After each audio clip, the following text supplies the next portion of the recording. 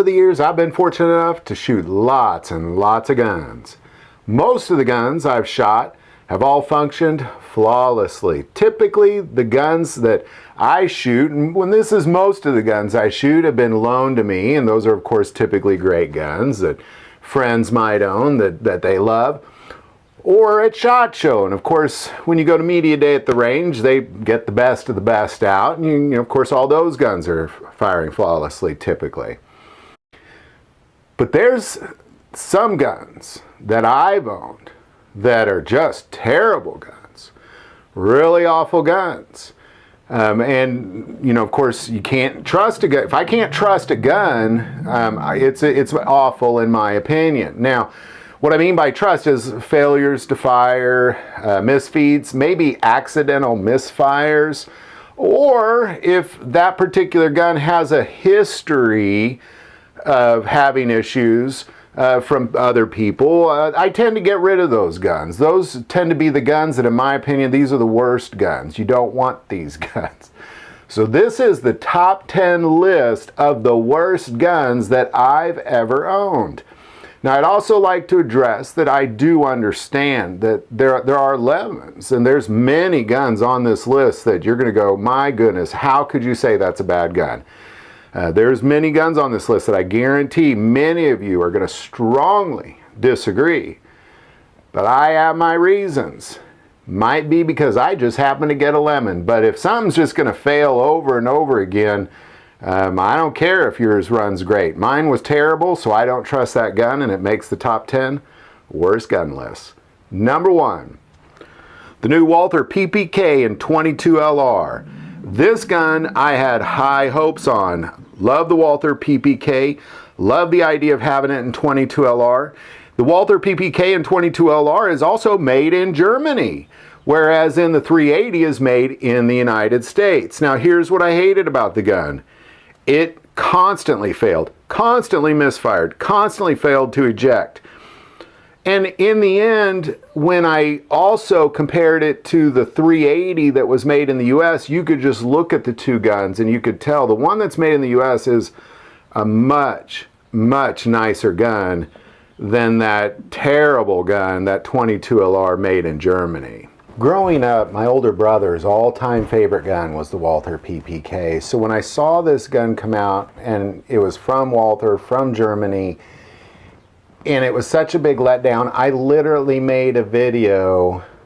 This gun was so terrible, I want an apology. Primarily because it's almost like they smeared the Walther PPK name with this pistol. Number 2, the Fightlight Raider pistol. When I first saw this pistol at SHOT Show, I fell in love with this pistol. The idea of the Fightlight Raider pistol is, in my opinion, about as good as it gets. If you're looking for a close quarter combat, truck gun, that kind of thing, the Fightlight Raider pistol was perfect. And firing at SHOT Show, it also fired perfect. But when I finally got a hold of one, it failed. I'd say every third shot failed, if not every shot failed. Failing to eject. Bullets getting so incredibly jammed in there that I literally had to take the gun apart for over an hour just to get a round out of it. That's been my experience with this Fightlight Raider pistol. Very disappointed. Definitely one of the worst guns I've ever owned. Number 3. Here comes the strong disagreements. The Sig P938. Now, of course, many of you are saying, oh my goodness, the Sig P938 is wildly popular. People all around the world love this gun. Yes, but the problem with the P938 is the earlier models, they used the feed ramp from the 380, which was made before the 938. Because of that, and the particular 938 that I owned, that was an example of it. It had failure after failure after failure. This particular gun had a bullet so jammed in it that I actually had to take it to a gunsmith to get it out. I couldn't get it out. I could definitely not make it through a magazine without a failure, but typically I couldn't make it 3 rounds without a failure. Again, You know, I know a lot of people are going to say the Sig P938 is their favorite gun. It's the greatest. Everybody loves this gun, has been loving this gun, but it depends on when it was made. Those earlier ones are just awful, and that happens to be one of the worst guns I've ever owned. Now, I have fired a lot of P938s after that, and they ran great, but that one was the worst gun I ever owned. Number 4, an Inner Ordnance AK. This was the very first AK I ever owned. It was extremely affordable, and of course, oftentimes you get what you pay for. However, there's manufacturers around the world like Taurus who makes very affordable, very good firearms. So I don't want to always say because it's affordable that means it's terrible. I strongly disagree with that statement. This gun was affordable and it was terrible. Constantly failed. After the very first day on the range with this gun, I got rid of it. Number 5, the Ruger LCP2 in 22 LR. Now, I actually regret a lot of the videos I made about the Ruger LCP2 in 22 LR because when I first started firing it, I was having a lot of failures. I oiled the crud out of it, and then it ran really well, so I again had high hopes. However, as time went by, after I made videos on it, it just failed, constantly failing. I could not ever get through a magazine without the Ruger LCP2 failing to eject, failing to cycle, failing to fire, light primer strikes, all sorts of problems with this handgun. Again, I loved the idea of it, and I had high hopes, but it turned out to be one of the worst guns I've ever owned. Number 6, KelTech Sub2000 in 9mm. Again, I'm sure a lot of you are saying, oh my gosh, I love the KelTech Sub2000 in 9mm.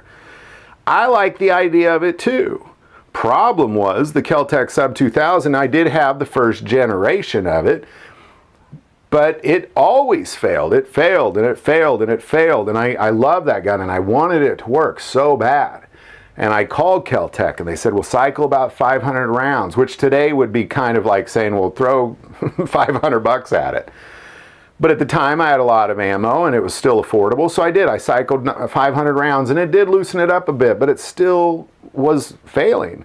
And again, if you can't trust it, then I'm definitely not going to use it. I'm definitely not going to keep it.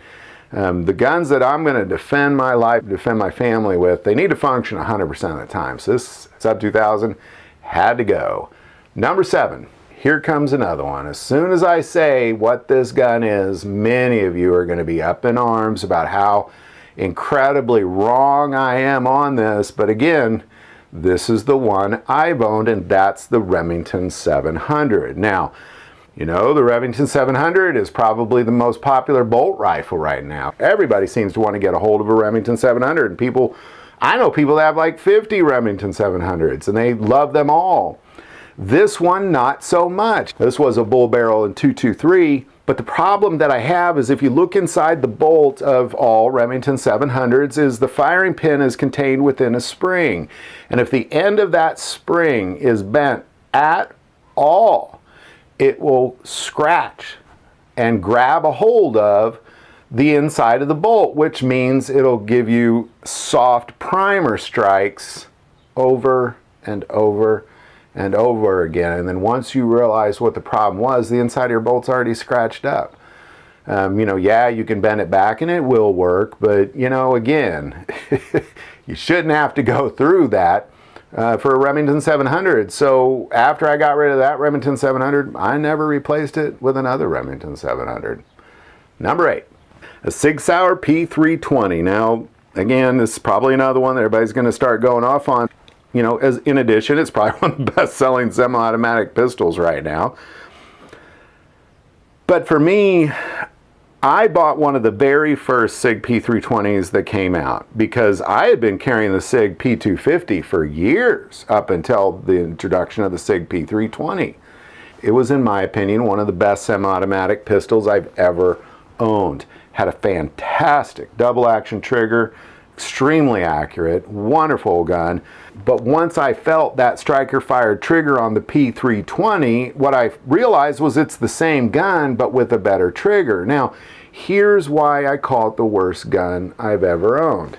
Never had a problem with it. Ended up owning 3 Sig P320s, but once they started having the drop issue, I wouldn't carry it. I mean, you know, people say, well, don't drop your gun. Well, you know, I was a science teacher before I made YouTube videos, and I'd always tell students in labs, if a human does it, there's going to be an error. You can't say that you can guarantee you'll never drop your gun.